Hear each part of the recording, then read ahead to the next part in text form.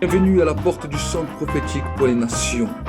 L'objectif que le Seigneur nous a donné, c'est que tu puisses chercher ardemment la présence du Saint-Esprit là où tu es, que le feu de Dieu puisse se répandre abondamment sur ta vie et que la grâce de Dieu puisse se manifester.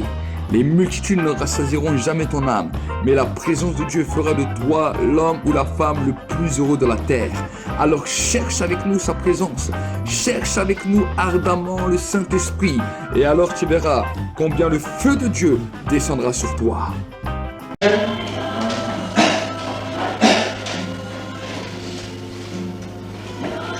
Nous excusons d'avoir commencé en retard. Ce n'est pas souvent que ça arrive. Donc j'espère que vous nous pardonnez pour ce petit retard que nous avons eu. Et nous bénissons le Seigneur parce que nous sommes encore dans sa présence. Mais malgré le retard que nous avons eu, il est toujours présent. Il est toujours là pour accomplir sa parole.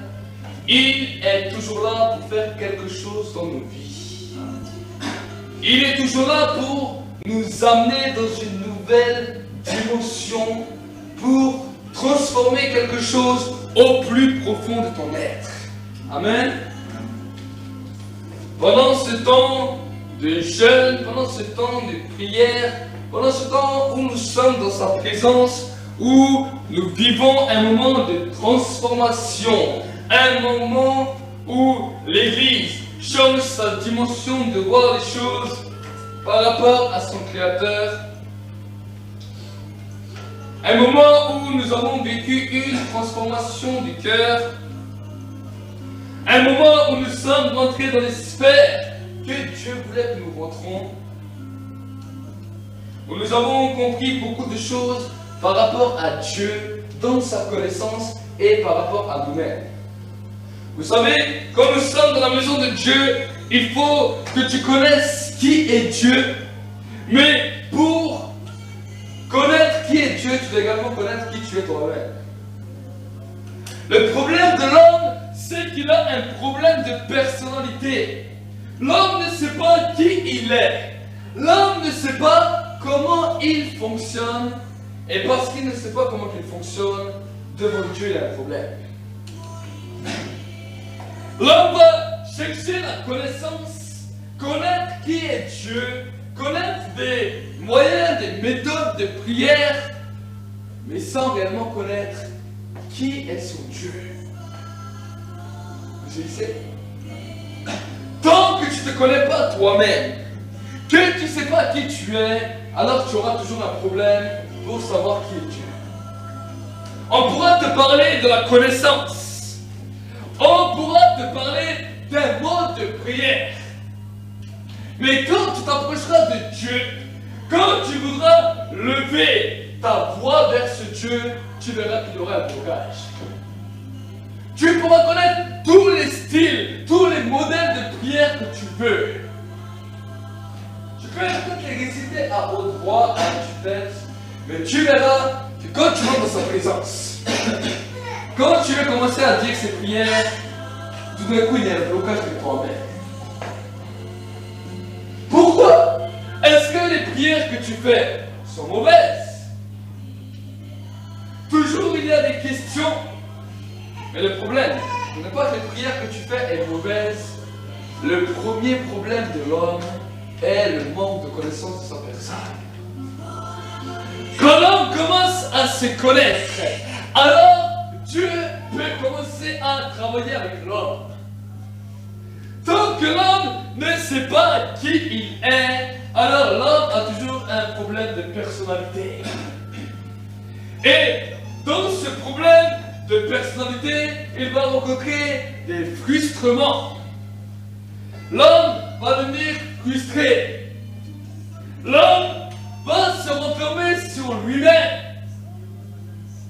L'homme va vivre des moments de dégoût parce qu'il ne comprendra pas les choses de la vie. L'homme sera toujours en train de se poser des questions par rapport à la vie. Mais qu'est-ce que la vie? Qu'est-ce que la vie peut m'apporter? Tu connais Dieu, tu as donné ta vie à Dieu, Tu t'es fait baptiser, mais pour toi, la foi est toujours un mystère. On te parle de la foi, tu sens la présence de Dieu, tu sens l'onction de Dieu, mais quand tu viens à l'église, pour toi, la foi est un mystère. Tu ne connais pas réellement la foi. Si tu connaîtrais la foi, ça ferait longtemps que tu aurais commencé à avancer et connaître ce Dieu.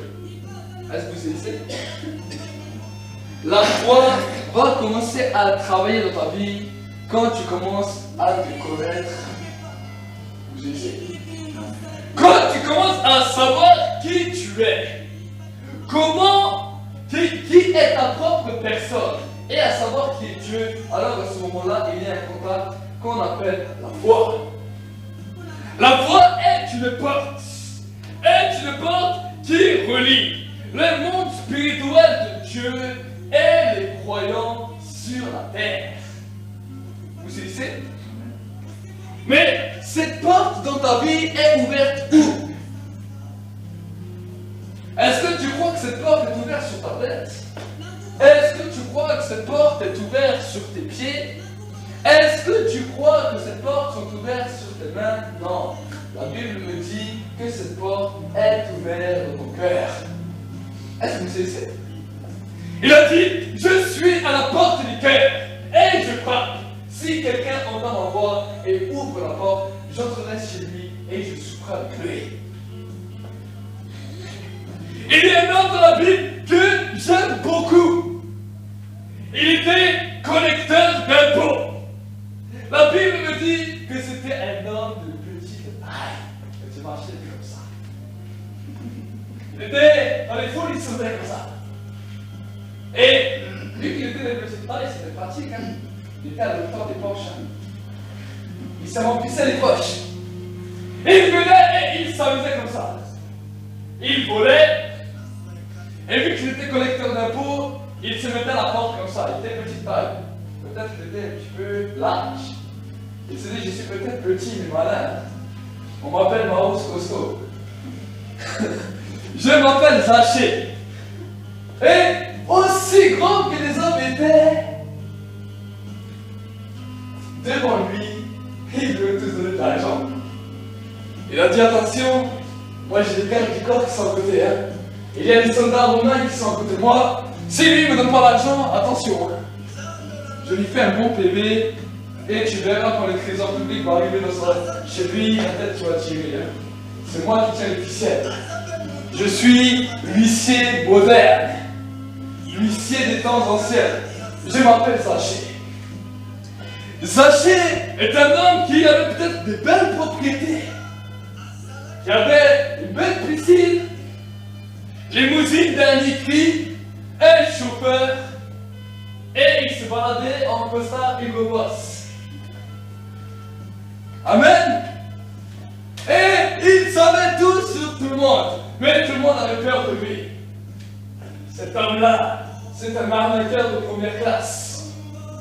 Dès qu'il tombe sur un business, c'est lui qui prend tout. Zaché est connu partout. Et la Bible me dit qu'un jour il y a eu un grand bruit. Le monde se rassemblait. Zaché dit à celui qui le conduisait, qu'est-ce qui se passe en dehors? Qui est ce star qui arrive? C'est la star de Hollywood ou de Beverly Hills? Est-ce que vous connaissez? Je vous parle un peu moderne, comme ça vous comprenez. Parce que des fois, nous prêchons la Bible. Si on ne vous donne pas une image moderne, vous n'allez pas vous situer les gens. Zaché était un homme d'argent, était un homme de business. Ce n'était pas n'importe quelle personne. Les hommes et les femmes le détestaient. Et il dit, mais quel est ce star qui arrive là? Je vois du monde, j'entends du bruit, j'entends des acclamations. Qu'est-ce que c'est que ça? Et la personne qui lui parle lui dit, ah, c'est un homme qu'on appelle Jésus. Jésus? Il est où cet homme? Jésus-Christ de Nazareth. On l'appelle l'homme de Galilée. bon, un homme de Galilée. Et pour un homme de Galilée, on fait autant de micmacs. Pour un homme de Galilée, il y a autant de monde qui se rassemble.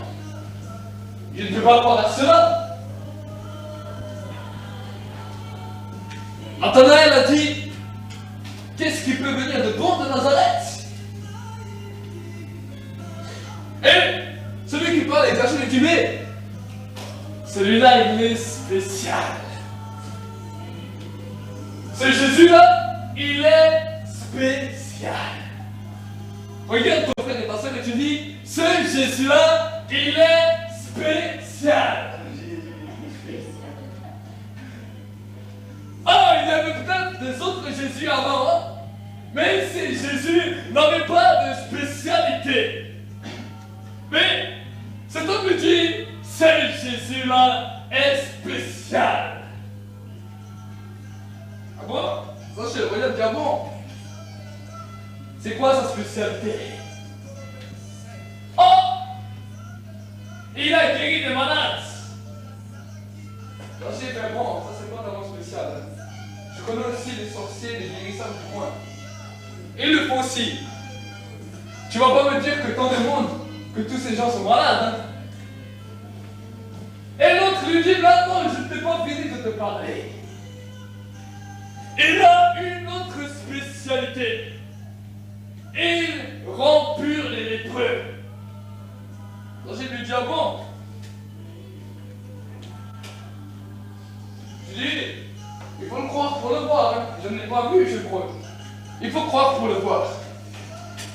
Mais, et l'autre lui dit, ah non, je n'ai pas fini. Sa spécialité est qu'il ressuscite les morts. Sachez dans l'étonnement. Il dit un homme qui ressuscite les morts. Ça, c'est commence à devenir intéressant. Et il lui dit, mais ce n'est pas fini. Il a une autre spécialité. Il chasse les démons. Les esprits mauvais qui rentrent dans les personnes, là, qu'on met à l'asile psychiatrique. Oui. Effectivement, il commence à devenir spécial. Hein. Mais, moi, je ne suis pas malade. Moi, je n'ai pas besoin de miracle. Moi, je n'ai pas besoin que tu me chasses des démons. Qu'est-ce qu'il peut faire de spécial pour moi? Et l'homme me dit, j'ai entendu dire qu'il pardonnait les péchés des hommes. La conscience de Zachée commence à me travailler. Aussi, c'est dit, c'est bon, ok. Tiens, je te donne $10. Va te payer un américain ou va te payer un McDonald's. C'est bon, t'as bien fait ton rapport. Et Zachée commence à réfléchir. L'Esprit de Dieu commence à lui travailler dans son cœur. L'Esprit de Dieu commence à révéler qui est la personne de Zachée. Zachée avait entendu qui était le Dieu. Zachée commençait à avoir la connaissance de qui était la personne de Dieu sur la terre. Mais cette connaissance ne l'a pas amené à une transformation, ni même à un petit changement sur la terre. L'homme venu lui a parlé de qui était Dieu, mais ça ne lui a produit aucun changement. Est-ce que vous savez? Peut-être que Zachée a participé au baptême de Jean-Baptiste. La Bible nous en dit pas. La Bible nous dit que Jean-Baptiste baptisait des milliers de personnes. Peut-être Zachée était dedans. Il s'est dit, moi aussi j'ai envie d'aller au ciel. Si tout le monde s'est fait baptiser, moi aussi. Mais sa vie n'avait produit aucun changement, aucune transformation. Mais à ce moment-là, alors qu'il a eu la connaissance de qui était Dieu, le Saint-Esprit commence à le travailler. Cela, ce n'est pas écrit dans la Bible. La Bible ne va pas te dire tous les détails qui s'est passé jusqu'à la rencontre de Jésus avec Zachée. Mais quand tu vois le comportement de Zachée, tu vois que c'est un homme qui a d'abord su qui était Jésus et ensuite qui a su qui il était lui-même. Pour pouvoir faire ce face-à-face avec ses créateurs, il a dû savoir qui il était lui-même. Regardez quelle était sa vie. Il a commencé à faire des listes de toutes les personnes qu'il a commencé à arnaquer. Il a commencé à voir sa vie, et plus qu'il voyait sa vie, plus cela lui mettait un poids. Il s'est dit, mais ma vie est affreuse. J'ai réellement besoin de voir cet homme. Il est vrai que je ne le connais pas, j'ai seulement entendu des dires sur lui. Mais j'ai besoin de le connaître personnellement.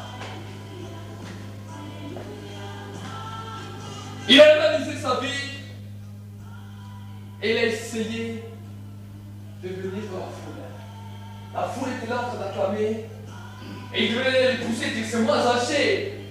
Personne ne l'a laissé. Il était petit de taille. Il était bloqué. Mais la Bible me dit, dans son désespoir, Zachée vient d'arbre qu'on appelle un sycomore. Je ne sais pas si ici il y a des sycomores. Je n'en ai jamais vu moi. Je ne sais pas à quoi ça ressemble.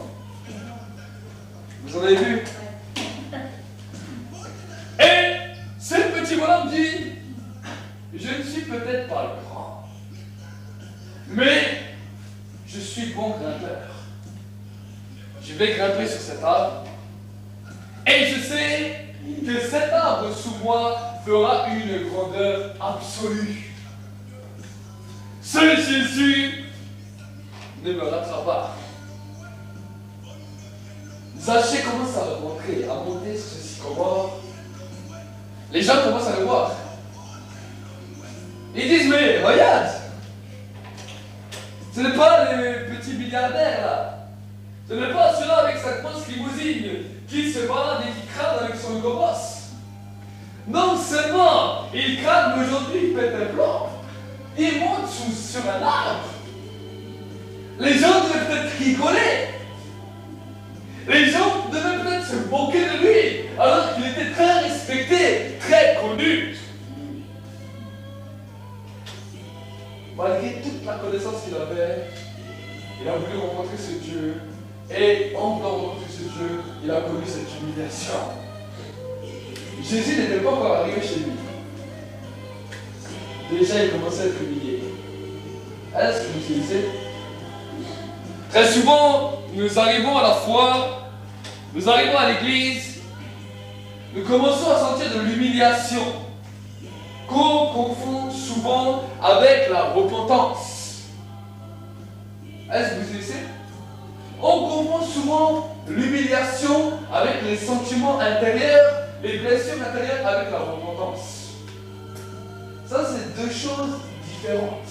D'abord, il y a l'humiliation avec ces sentiments qui commencent à se manifester, ces sentiments, ces blessures qui sont là dans nos cœurs, qui nous font des fois pleurer dans la présence de Dieu.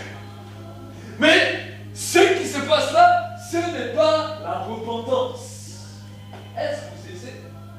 C'est deux choses différentes.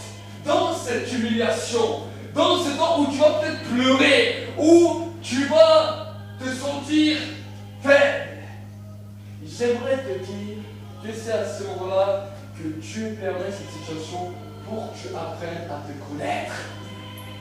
Mais généralement, en tant que chrétien, on pense à tout sauf à se connaître soi-même. Ces moments sont là. On peut passer peut-être par ces humiliations comme Zachée, par des moments durs, qui n'est pas la repentance. Et on oublie de se connaître soi-même dans ce moment-là.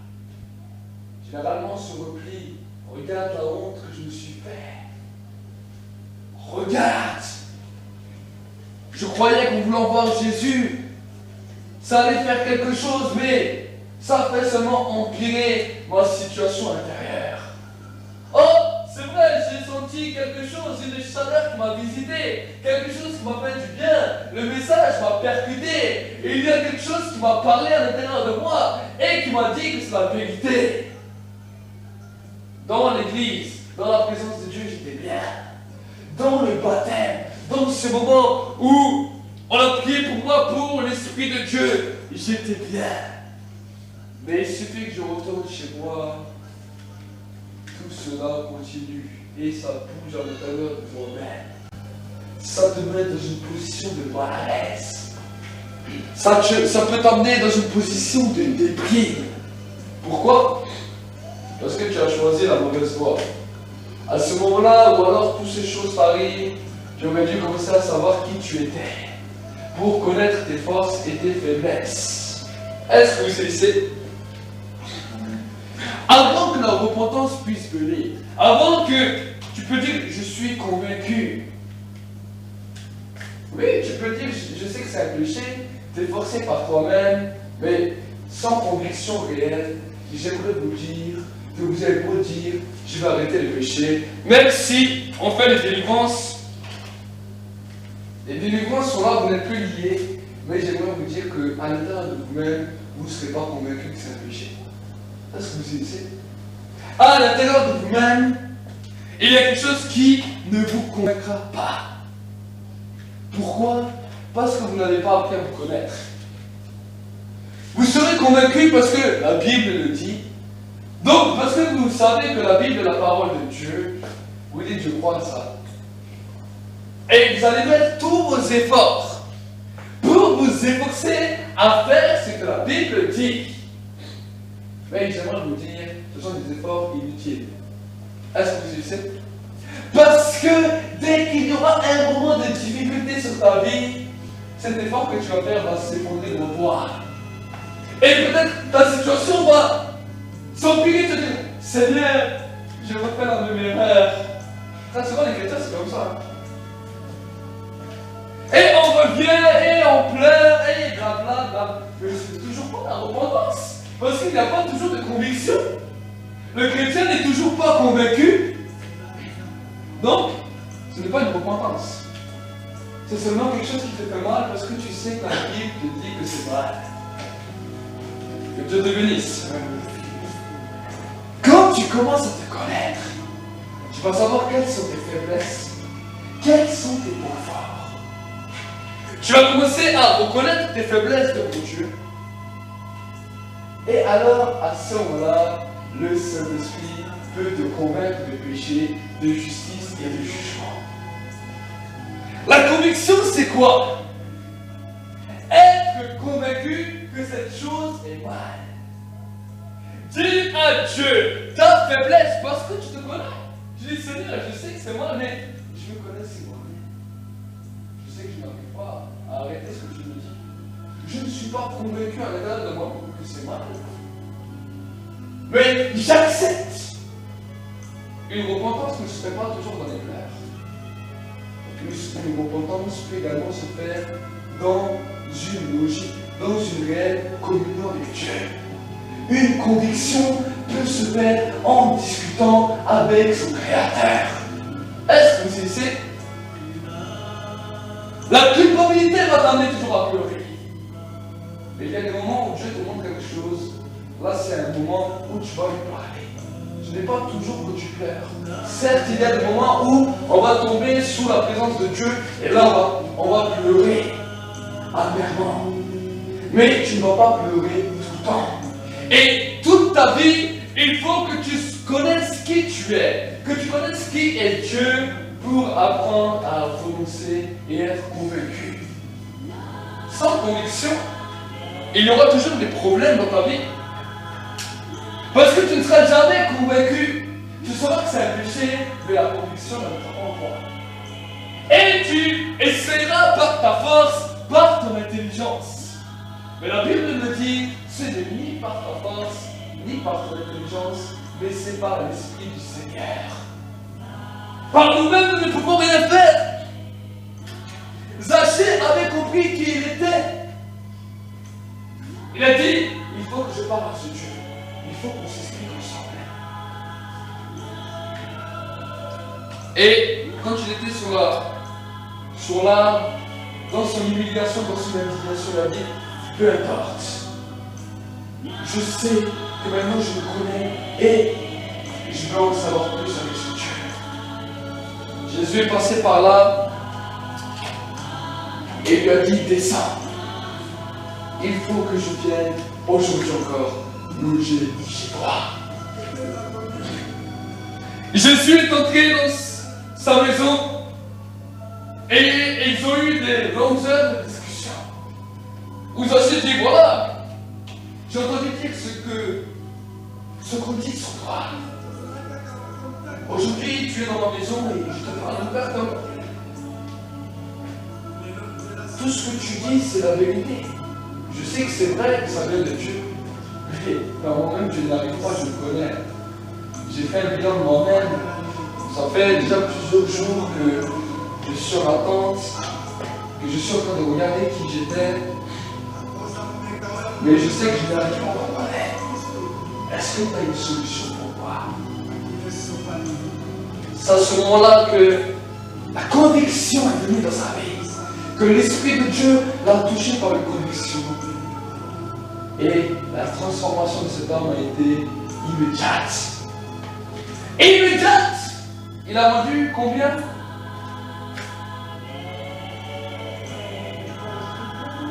Le triple quadruple, je crois, je ne sais pas la fréquence, je vais regarder. Il a vendu le triple. La conviction va te faire renoncer à 3 fois. Est-ce que vous savez? 3 fois. Quand tu vas commencer à être convaincu, alors ça ne sera plus un fardeau. Ça ne sera plus un fardeau. Ça ne sera plus un fardeau d'être transformé, mais ce sera une joie. Parce que chaque fois que Dieu dira quelque chose dans la Bible, tu te connaîtras. Vous savez? Dieu travaille avec les personnes qui se connaissent. Dieu agit et transforme des personnes qui se connaissent. Vous savez, très souvent on ne nous explique pas réellement la foi. On vient à Dieu parce que le message évangélique nous a fait du bien. Mais on ne nous explique rien. On nous explique qu'est-ce que c'est le péché, que Dieu haït le péché, que si nous péchons, nous allons en enfer, qu'il faut changer la manière de vie, qu'il faut changer le style de vie. Des fois, on nous parle de délivrance, d'autres fois, on ne nous parle pas de délivrance. Mais même les gens avec délivrance ou sans délivrance, ensuite, ils ont toujours un problème avec eux-mêmes. Ce n'est pas la délivrance qui a été mal faite ou bien faite. Les liens de leurs péchés ont été coupés. Mais les hommes et les femmes ne sont jamais convaincus. Il y en a certains, mais certains. Et les chrétiens bataillent. Et les années passent. Et une première rangée de chrétiens qui a plus de 10 ans disparaît. Pour en laisser de nouveaux. Ceux-là, certains sont morts, et beaucoup sont retombés dans le monde. Cela se passe régulièrement dans les églises. Tu vois, ces anciens chrétiens, ils sont retombés dans le monde, ou alors ils sont à l'église, et ils deviennent des religieux. On ne sait plus comment ils se sont changés, on ne voit pas de différence avec le monde. Et alors on croit que cela est normal, et que cela est modifié. La Bible dit, manque de connaissance, mon peuple périt. Le peuple de Dieu commence à connaître beaucoup de choses de Dieu, commence à savoir tout ce que Dieu désire. Mais le peuple de Dieu ne se connaît pas lui-même.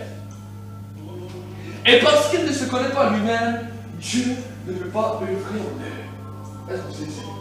Quand on ne se connaît pas soi-même, Dieu ne peut pas œuvrer en toi. Pourquoi? Dieu ne va pas te forcer à faire quelque chose que toi tu ne comprends pas. Et Dieu ne va jamais faire quelque chose dans ta vie que tu ne comprends pas. Est-ce que vous savez? Il donne son esprit quand tu l'acceptes. Quand tu acceptes Jésus comme ton Seigneur et Sauveur, tu acceptes de passer par les eaux du baptême, on te parle ensuite qu'on va prier pour toi, pour recevoir le don du Saint-Esprit. C'est quelque chose que tu comprends, alors tu dis, j'accepte. Et à ce moment-là, quand tu acceptes, et quand tu crois par la foi, alors le Saint-Esprit habite en toi, et tu as ce qu'on appelle le parler de langue. Tu as compris, tu as accepté, tu as travaillé. Est-ce que c'est ici? Mais si on ne te dit pas comment ça marche la conviction de péché, de justice et de jugement, alors tu vas chercher à gauche, à droite, en haut, en bas, de droite à gauche. Tu n'as pas compris, donc Dieu ne peut pas agir. Est-ce que c'est ici? Est-ce que c'est ici? Quand Dieu montre qu'est-ce que c'est le péché, on peut pleurer sur le moment, ça peut nous faire mal, on peut croire qu'on est convaincu, mais quand on rentre chez nous, on voit réellement qu'on n'est pas convaincu. Alors on se pose des... On se dit, bon, ça va être dur. C'est une violence à soi-même qui peut se faire. On va seulement dire qu'on est convaincu parce que la Bible nous le dit. On va se forcer, on va faire un forcing. Des fois il arrive, des fois il n'arrive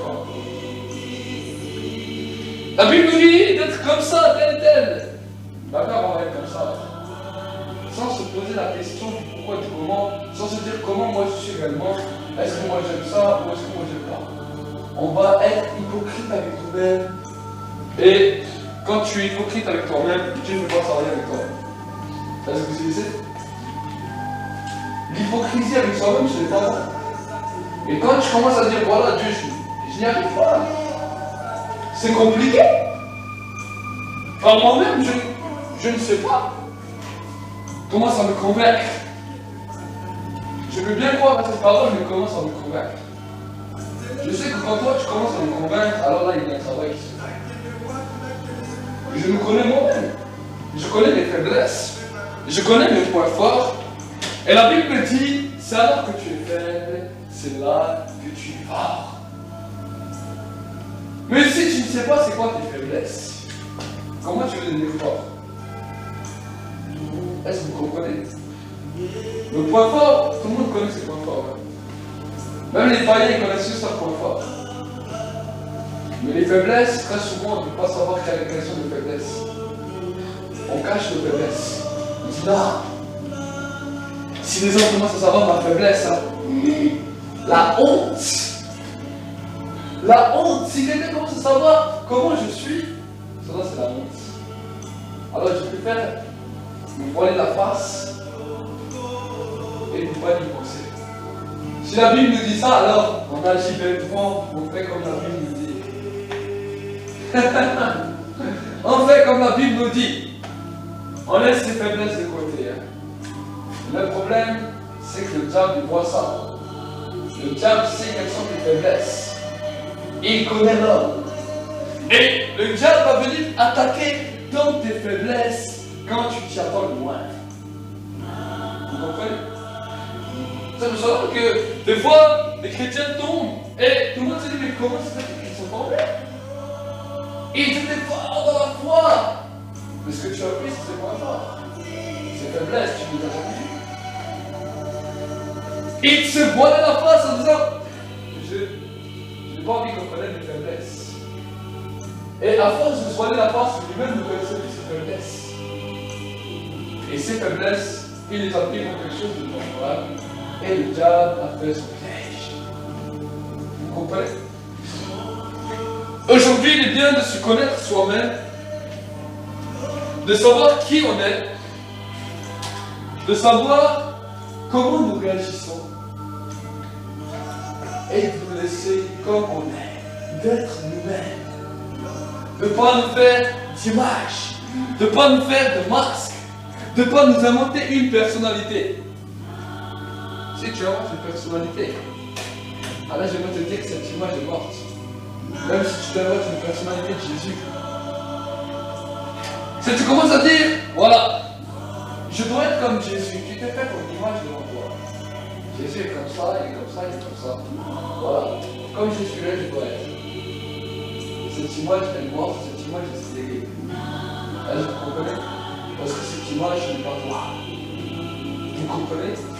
La Bible dit que Dieu a mis une part de sa grâce en chacun des êtres humains. C'est pour cela que l'homme est en recherche de savoir ce qui se passe le jour où il meurt. Mais cette grâce n'habite pas dans une image, cette grâce habite à l'intérieur de toi. Mais si tu ne te connais pas, alors tu ne connais pas la grâce que Dieu a mis en toi. Et parce que tu ne connais pas la grâce que Dieu a mis en toi, tu vas croire à cette image. Tu vas lire la Bible, tu dis l'homme ne vivra pas de pain seulement, mais de toute parole qui sort de la bouche de Dieu.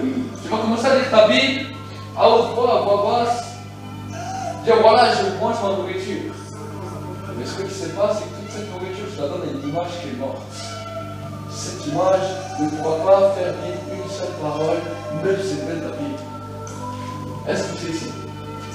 Mais si cette grâce commence à vivre en toi, la grâce que Dieu a mis en toi commence à devenir vivante parce que tu te connais. Alors quand tu commences à lire la parole de Dieu, alors cela devient une nourriture qui commence à alimenter la grâce que Dieu a mis en toi. Est-ce que vous comprenez la différence? Beaucoup de gens prient des années. Quand tu te pries, tu as l'impression que leur vie spirituelle est un désert. Il n'y a pas une seule vie qui sort de leur bouche. Devant toi, ils sont des chrétiens parfaits, perfectionnels, qui connaissent tout comment Jésus est. Ils sont de parfaits religieux. Ils connaissent toutes les prières sur le bout des doigts. Mais quand ils te parlent avec toi de la Bible, il n'y a aucune vie qui sort de leur bouche. Aucune vie. Mais la Bible me dit que les fleuves d'eau vive jaillissent de ton sein. Pourquoi? Parce qu'ils ont alimenté des images. Des images préfabriquées. Et ils se sont dit, voilà, c'est Jésus, alors nous sommes Jésus. Mais l'image ne vit pas. Alors il parle en langue. Ah, le parler en langue, ça me construit. C'est par la langue, va aller dans ton image. Il n'y a pas de construction dans ton image. Tu prends une photo et tu lui donnes tout ce que tu veux. Tu poses un morceau de pain dessus, un verre d'eau, tu le renverses dessus. Tu commences à faire tout ce que tu veux sur ta photo, et ce qu'il en sera, ta photo ne bouge pas. J'ai déjà vu une photo qui bouge. Même si tu lui donnes à manger, elle ne grossit pas. Même si tu lui donnes un verre d'eau, ta photo ne grossit pas. C'est une image. Cela, on va faire un dessin si tu veux. On lui donne un verre d'eau, on lui dit bois. Tu lui donnes un bout de pain, tu dis mange et grossis. Cette image, elle va bouger. Au contraire, elle va toujours rester pareille. Très souvent, en tant que chrétien, on met des images. Et on oublie qui on est. Mais Dieu ne travaille pas avec des images. Dieu travaille avec des personnes qui savent qui ils sont. Est-ce que vous comprenez? Quand tu commences à savoir qui tu es, à t'accepter toi-même, à accepter les choses que Dieu a mis en toi, alors tu vas commencer à alimenter la grâce que Dieu a mis en toi. Et alors cette parole commence à porter des fruits. Cette parole commence à avoir un effet et elle ne reviendra jamais à Dieu avant d'avoir accompli un effet sur ta vie. Ça, c'est la différence. Et dans cette différence, il y a la conviction. On pourra, la loi ne va pas s'installer par nous-mêmes, par notre propre force. Mais le Saint-Esprit va commencer à travailler dans la grâce qu'il a mis en toi et il va déposer petit à petit cette loi de vérité. Il va la faire vivre en toi. Tu ne feras pas le péché parce que tu sais, tu n'arrêteras pas le péché parce que tu sais que c'est un péché. Mais parce que tu seras convaincu que ça te plaît à Dieu et parce que tu le feras avec plaisir. Ce sera une joie. Ça ne sera pas un frein qui va venir dans ta vie. Ah, il ne faut pas que je fasse ça. Oh Seigneur, la tentation est forte. Non. Tu vas le faire avec joie. Ah ben c'est super. Je sais que tu n'aimes pas ça. Je sais que tu m'as fortifié. Merci mon Dieu pour moi. Je peux passer à côté de cette chose et ne pas tomber dans le piège du diable. Il a vraiment pas mal.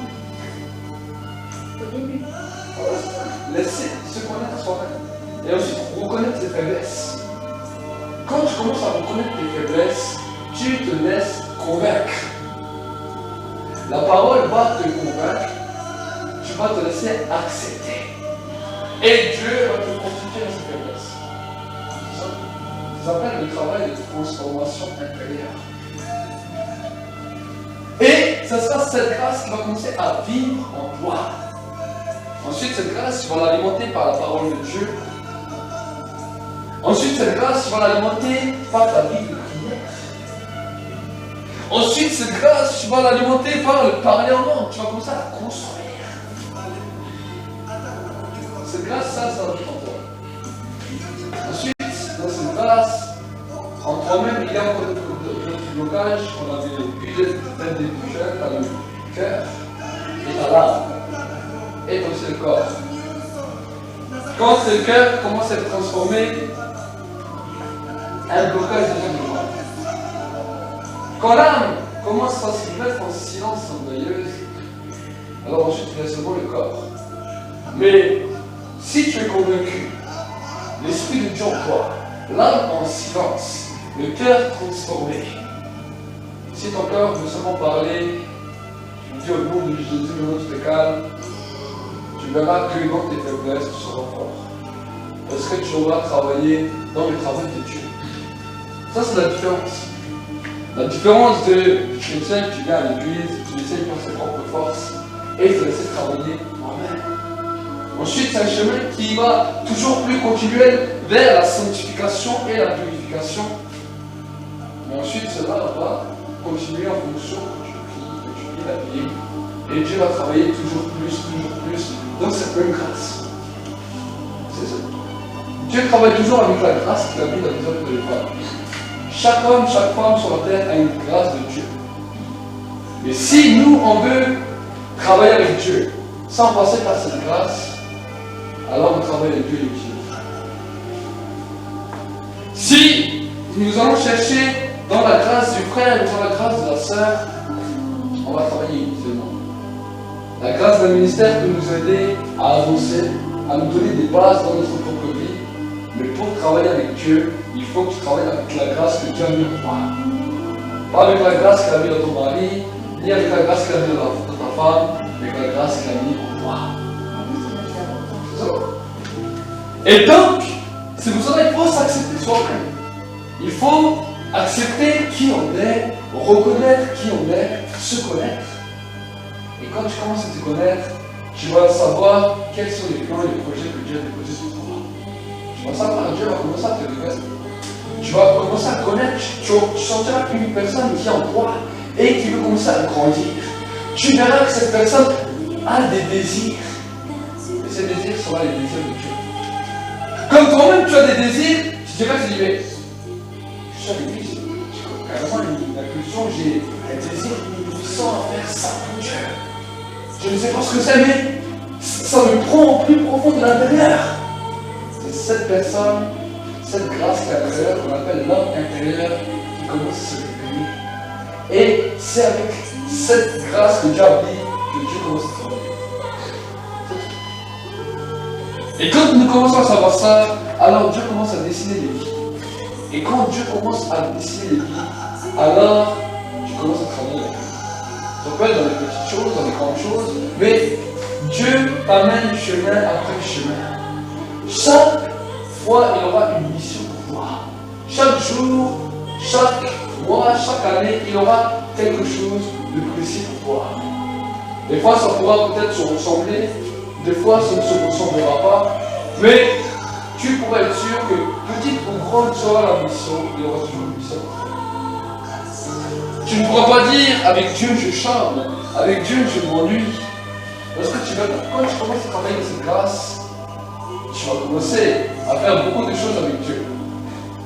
Beaucoup de choses. Que des choses que tu ne pensais même pas. Au bout d'un moment, tu diras même, bon, là je prends un petit temps de réduit. Parce que si je continue, je dois faire ça, je dois faire ça, je dois faire ça. Ensuite, tu es seulement le gérant.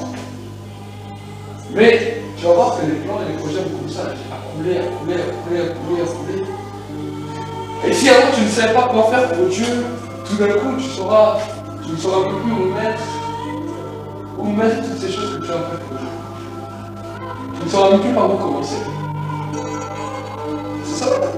Mais il faut travailler dans cette grâce premièrement. Au début, ça sera des petites choses.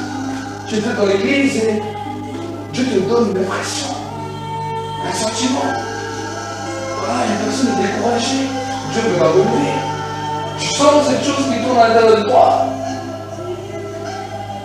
Tu dis, mais je suis pas là, qu'est-ce qui se passe? Mais suffit que tu le dis, c'est une mission que Dieu a commencé à donner. C'est une mission de la grâce que Dieu a commencé à donner. Ça commence petit à petit. Et quand tu commences à travailler dans cette grâce, Dieu va chaque fois plus continuer. Mais il faut commencer par là. Si on ne commence pas par là, on va travailler pour Dieu, on va travailler inutilement. On va croire que Dieu est avec nous dans tout ce qu'on fait, dans tout ce qu'on dit, dans tout ce qu'on parle. Mais parce qu'on refuse la grâce que Dieu nous a donnée, en cherchant à droite et à gauche, Dieu ne peut pas travailler avec nous. C'est ça. C'est bien de parler en langue, de lire la Bible, de faire toutes ces choses, mais si tu refuses la grâce qui est en toi, où tu vas alimenter? Qu'est-ce que tu vas alimenter? Tu vas faire cela de l'épaule du vent. C'est triste à dire, mais c'est comme ça. Tu vas faire cela de l'épaule du vent. Cela va tomber nulle part. Et tu verras que tes mêmes combats seront toujours là. Tes mêmes soucis, tes mêmes tracas seront toujours là. Et tu te diras, mais la vie avec Dieu est bizarre. J'entends des belles prédications. Quand les prédicateurs ils prêchent, on a l'impression que la vie avec Dieu devient un arbre de paix, sans mauvaise pensée, où réellement Dieu travaille chaque jour avec nous. Et quand je regarde ma vie, j'hallucine. Je ne vois rien de ce que le prédicateur me dit. Il me dit qu'il faut lire la Bible toute la journée. Il me dit qu'il faut prier pendant des heures. Il me dit qu'il faut prier en langue, parler en langue, jusqu'à ce que tu ne sais plus quoi dire, que ta langue elle commence à fatiguer. Comment les chrétiens c'est déjà comme ça? Moi-même au début c'était comme ça. J'ai dit mais ce qu'on dit à l'église c'est joli. Mais moi je ne dis rien de ce qu'il dit. J'ai commencé à vivre une expérience avec Dieu. Dieu m'a montré qui était Jésus. J'ai évangélisé, je vivais beaucoup de choses. Le jour où je savais prier, j'étais passé par un moment qu'on appelle un moment de désert. J'avais beau prier, j'avais beau faire toutes les choses, ça ne marchait pas. Je dis, ah, Dieu exauçait, mais moi-même j'avais aucune transformation. Je priais pour les gens, Dieu exauçait, mais moi-même, je ne connaissais aucune transformation. Et j'ai dit, mais je comprends rien. C'est moi, je fais ce qu'on dit à l'église et je ne vis pas de transformation dans mon propre vie. Il dit, soit à l'église, ils sont différents de moi. Soit c'est moi qui n'ai pas normal. Et dans cette recherche, j'ai commencé à rechercher. Je commençais à dire, mais je comprends rien. Et Dieu a commencé à révéler la grâce. J'ai commencé à accepter la grâce qui était en moi. Je n'ai pas dit que cela s'est passé du jour au lendemain. L'acceptation de la personne, ce n'est pas en 10 secondes. Le diable a bien travaillé durant la jeunesse pour que tu commences à te négliger, pour que tu commences à te mépriser, pour que tu commences à te mettre toujours plus bas que tout le monde. Le diable travaille tantôt d'une manière, tantôt d'une autre. Soit d'autres, il va les faire prendre supérieurs. Ils ont un travail avec l'orgueil, soit d'autres, les autres, il va les mettre tellement bas, tellement bas, tellement bas, qu'ils n'auront même pas conscience de leur propre personne. Et quand ils arrivent à l'église, ce qui est le plus marrant, c'est qu'ils lisent dans la Bible, et celui qui doit suivre Dieu, il va revenir à soi-même. Alors cette parole a fait de la chaleur au cœur. Ah, mais c'est ce que j'ai toujours fait. Ce n'est pas ça que Dieu nous demande. Tu ne peux pas rester dans ton cocon, rester dans ta coquille, toujours être le plus minus des minus, le plus minable des minables, et dire cette parole, je l'ai toujours vécu. Ce n'est pas de cela que Dieu parle. C'est déjà se connaître pour savoir renoncer et accepter la grâce que Dieu a mis en nous. C'est la différence. Le renoncement à soi-même, ce n'est pas se négliger, se torturer, se rabaisser, non.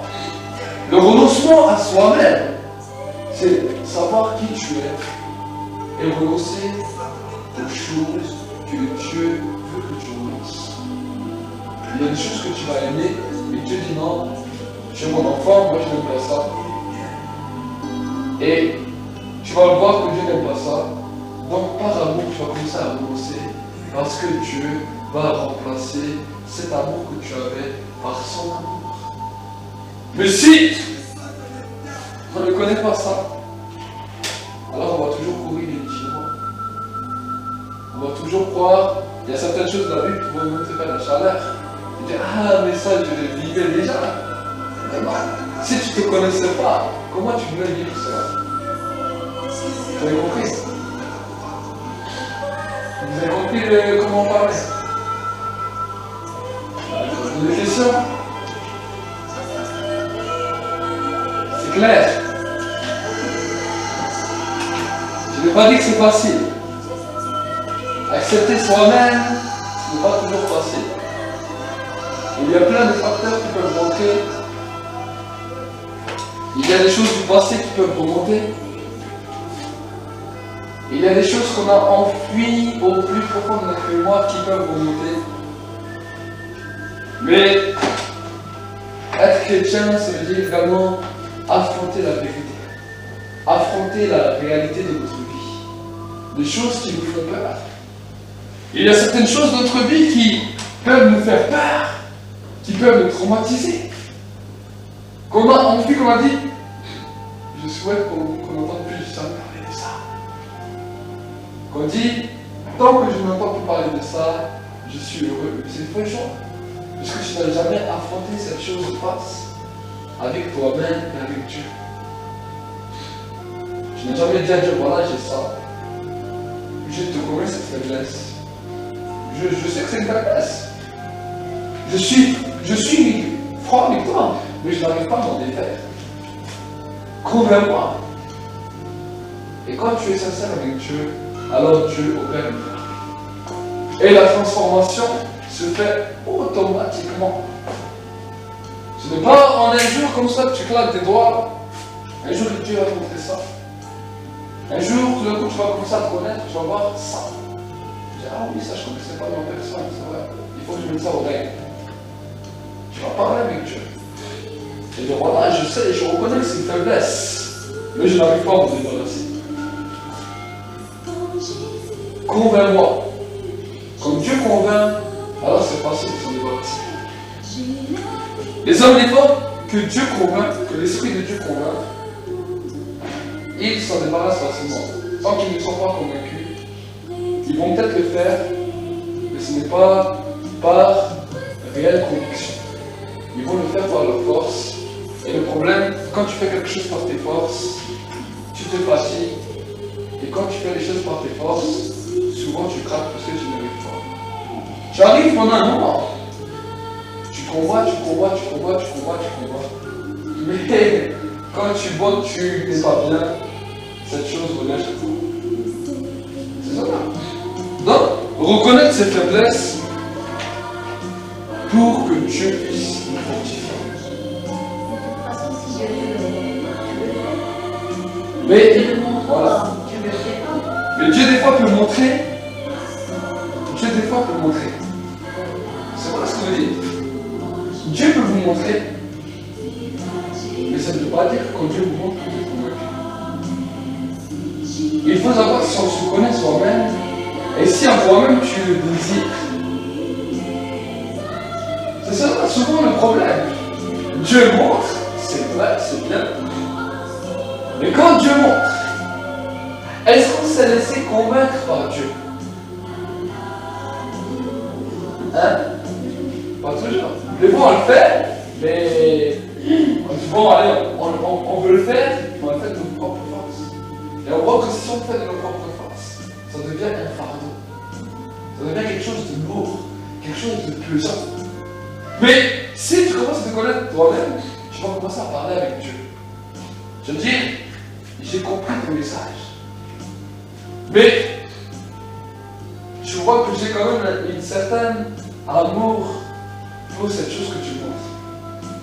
Moi-même, c'est très dur. C'est une de mes faiblesses. Je reconnais que c'est ma faiblesse. Mais j'accepte la parole quand même. Mais je te demande, d'abord que je commence, que tu me convainques. Si tu ne me convaincs pas, j'y arrive pas. Je vois ta parole, je te demande de me convaincre. Si tu commences à parler comme ça avec Dieu, Dieu te répond. Je désire que tu me convainques. Je crois, mais cette foi n'est pas active à l'intérieur de moi. Cette foi n'est pas une détermination qui va laisser cette chose que tu m'as dit avec joie. Tu peux avoir la foi, tu peux savoir que c'est pas bien, mais si tu n'es pas convaincu, tu vas galérer. Tu vas essayer par toi-même, mais tu vas te poser un pardon. Là, on est à une chose. Imaginez Dieu vous dit 10 choses. Au bout de la 10e, vous craquez et dans une de ces 10, vous vous donnez. Et alors là, c'est de nouveau la culpabilité. On se lamente et on réessaye. Dimanche d'après ou la semaine d'après, Dieu te rencontre encore autre chose, une deuxième chose. Et ça devient douloureux, ça devient dur. Il n'y a plus de joie, il y a tout qui est bloqué. Tu es là spirituellement, mais tu vois toutes ces choses. Et tu ne sais plus par laquelle commencer, parce qu'il n'y a rien qui est fait avec joie et avec conviction. C'est la différence. Dieu, bien sûr, peut montrer. Et Dieu va montrer, parce que son esprit est en nous, donc Dieu va montrer, c'est normal. Ensuite, quel va être notre intérieur? Comment nous-mêmes nous allons réagir? Est-ce que nous allons agir tout bêtement en disant, si tu le montres, tu fais mal, hein, on le fait? Ou est-ce qu'on dit à Dieu, je reconnais que cela est une de mes faiblesses, pardonne-moi et convainc-moi? C'est une chose différente. Vous m'avez dit souvent que le Seigneur n'est pas effectivement très ça suffit. Mais vous n'êtes pas arrivé à pardon? Si, je ne veux pas dire non. C'est ça. C'est pour éviter ce pardon. Jésus a dit mon pardon est tout agréable et léger. Le problème, c'est si c'est seulement une chose dans la vie que Dieu va te montrer. Si c'est un petit peu pardon, c'est pareil. Mais Dieu ne va jamais montrer une seule chose. Et très souvent, si nous ne sommes pas convaincus, nous allons peut-être le faire, parce que Dieu nous l'a montré. Mais, comme je dis, on va utiliser notre propre force. Cela va poser une fatigue. Cela va enlever les choses qui tu ne vas pas le faire avec toi. Tu vas le faire parce que tu dois le faire, mais à l'intérieur de toi, en vrai, si tu pouvais ne pas pratiquer ce que Dieu dit, tu pourrais. Parce que tu n'es pas convaincu. Et quand tu es convaincu, quand la grâce commence à travailler, cela vit en toi. Si tu le fais sans que ça vit en toi, cela va pas porter fruit. Tu le fais parce que Dieu le demande, sans conviction, ça ne porte pas de fruit. Le fruit demeure stérile. Parce que ça devient un fardeau, ça devient une contrainte dans la foi, mais ça ne porte pas de fruit. Mais par contre, quand tu es convaincu, ça commence à habiter en toi, à devenir vivant en toi, à faire partie de ta propre personnalité, et alors à ce moment-là, ça compte. Ça, c'est la différence. Quand on commence à saisir cela, alors on commence à saisir comment Dieu fonctionne. Parce qu'on n'est pas seulement un Dieu qui, tout bêtement comme les autres religions, qui te donne une tonne de choses à faire bien, une tonne de choses à faire mal. Maintenant, à toi de faire tout le bien et à toi de laisser tout le mal. C'est ça la religion. Avec Dieu, c'est une communion. C'est-à-dire qu'on reconnaît, et voilà, c'est bien. Moi, j'ai des problèmes dans ça. Elle est bien ta parole, j'ai la foi, mais je ne suis pas convaincu à l'intérieur de moi. Ça s'appelle la conviction de péché, de justice et de jugement. Et des fois, une conviction de péché ne se fait pas tout le temps dans les pleurs. Des fois, on peut se faire dans les pleurs. Au début, c'est vrai qu'on dit à Dieu, on peut être convaincu de péché dans les pleurs. Mais il y a des convictions de péché qui ne seront pas forcément en pleurant. On les demande à Dieu, Dieu nous convainc, et ensuite on fait cette chose avec joie. Si on fait la chose sans la joie, alors la joie de Dieu ne peut pas être notre force, parce qu'on n'est pas convaincu. Et Dieu travaille tout le temps dans la grâce de l'homme. C'est ça? Ça, c'est ce qu'on appelle la grâce de l'homme. Chacun a une grâce, mais Dieu veut travailler dans cette grâce. Mais si on ne se connaît pas, alors Dieu ne peut pas travailler avec la grâce. Et alors, on travaille en se fatiguant. Et on travaille, ce qu'on dirait, inutilement. C'est peut-être triste à dire, mais si tu regardes par rapport à la parole, c'est travailler inutilement. Tu travailles, oui, tu travailles, mais c'est inutile. Et parce que c'est inutile, ça va pas porter du fruit. C'est pour cela qu'il ne faut pas se voiler la face. Il ne faut pas vivre comme ça, en disant, voilà, je ne prépare pas vivre mon image. J'essaie de me transformer, de me changer. Non. On accepte d'être convaincu. C'est pour ça que la Bible nous dit, quand le Saint-Esprit viendra, il convaincra les hommes de péché, de justice et de jugement. Si on comprend cette directive de la foi, alors ta foi prend une toute autre tournure. Parce que tu vas voir que toutes les choses que tu n'y arrives pas, tu vas demander à Dieu, en te convaincant de le faire vivre en toi. Vivre dans la grâce qu'il a mis en toi. Et plus que tu fais cela, alors plus l'homme intérieur qui habite dans cette grâce, où le Saint-Esprit réside, va commencer à briller et devenir un avec toi, et les hommes et les femmes verront quelque chose d'autre dans ta vie. Ils verront une différence. Ils ne verront plus toi comme tu étais, mais ils verront Jésus en toi. Et c'est ça que le diable, c'est là que le diable commence à persécuter. C'est là que le diable veut après ensuite réellement tout détruire. Parce qu'il sait qu'à l'intérieur de toi, il ne peut plus le faire. Il le sait. Malgré que tu as des faiblesses, tu as des points forts, plus que tu commences à laisser cette grâce agir, plus les faiblesses deviennent points forts. Parce que Dieu fait vivre sa force en toi et sa joie devient ta force. Le diable ne peut plus t'attaquer à l'intérieur. Là, il va t'attaquer à l'extérieur. Ça, c'est spirituellement que ça se fait. Si tu aurais une caméra spirituelle, tu verrais comment ça se passe. Mais là, on se voit tous avec les corps, donc, des fois, là, tu vois, là, imaginer. Et c'est exactement comme ça que ça se passe. Donc, dans ces temps de demande, dans ce temps, nous allons demander à Dieu tout ce dont nous avons besoin. Nous puissions également aussi demander à Dieu de commencer à se connaître, de commencer à connaître la grâce qu'il a mis dans notre vie, de commencer à connaître nos points forts, nos faiblesses, et de se laisser convaincre par lui pour qu'il puisse vivre les choses qu'il veut dans notre vie. Ça peut être aussi une bonne demande. C'est une demande qui plaît à Dieu. C'est une demande où Dieu continue son travail de transformation, où Dieu continue à travailler avec l'homme. Donc nous allons passer dans un moment de prière.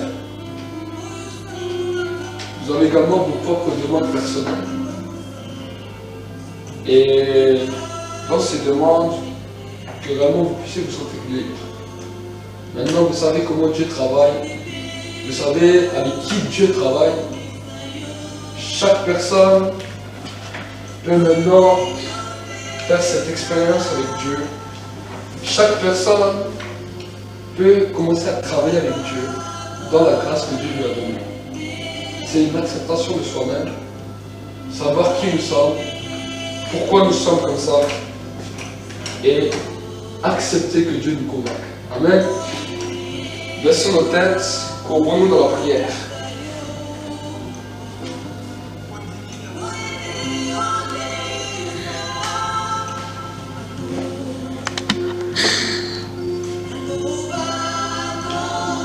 Nous pouvons tous élever nos voix comme suivant la direction que l'Esprit de Dieu nous pousse.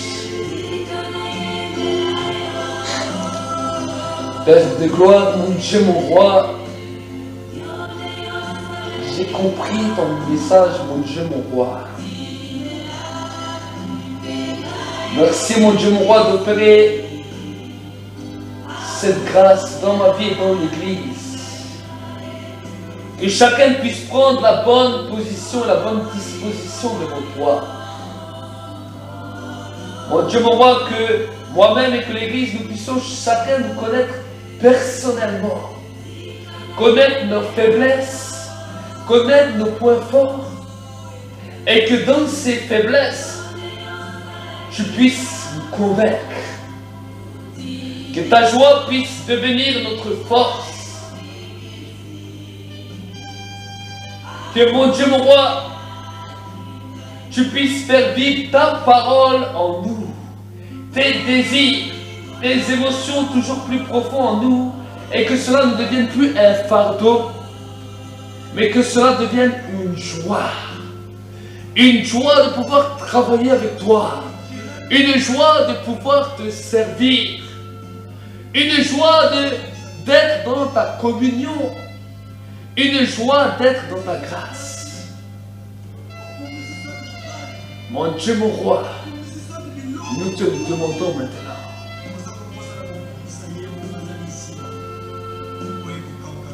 Que réellement nous puissions nous connaître et déposer nos faiblesses à tes pieds. Te dire là où nous n'arrivons pas du tout et te demander que tu nous convainques de péché, de justice et de jugement. Parce que nous savons que quand nous sommes convaincus par ta grâce, ton amour devient incommensurable. Nous te bénissons, mon Dieu, mon roi. Nous te rendons la grâce. Au nom de Jésus-Christ. Amen.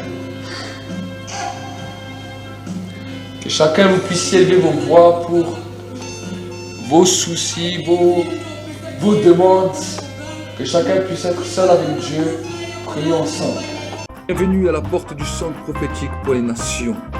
L'objectif que le Seigneur nous a donné, c'est que tu puisses chercher ardemment la présence du Saint-Esprit là où tu es, que le feu de Dieu puisse se répandre abondamment sur ta vie et que la grâce de Dieu puisse se manifester. Les multitudes ne rassasieront jamais ton âme, mais la présence de Dieu fera de toi l'homme ou la femme le plus heureux de la terre. Alors cherche avec nous sa présence, cherche avec nous ardemment le Saint-Esprit, et alors tu verras combien le feu de Dieu descendra sur toi.